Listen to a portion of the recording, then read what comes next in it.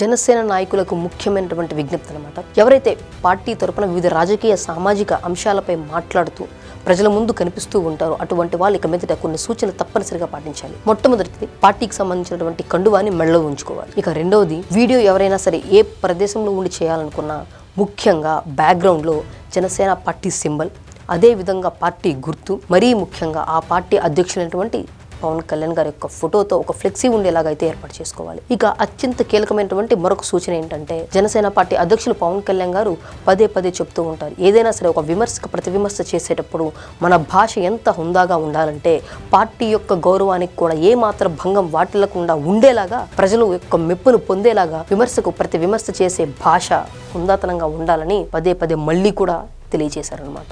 So ఎవరైతే party తరపున ఒక బలమైన గొంతు ప్రజల కోసం నిలబడి మాట్లాడాలనుకుంటారో వాళ్ళు తప్పనిసరిగా ఈ అన్ని సూచనలు కూడా పాటించాలన్నమాట. అలా ఎవరైతే ఈ సూచనలు పాటించకుండా ఉంటారో అటువంటి వారి వ్యాఖ్యలకు పార్టీకి కూడా ఎటువంటి సంబంధం ఉండదని చెప్పని తేల్చి చెప్పేశారు.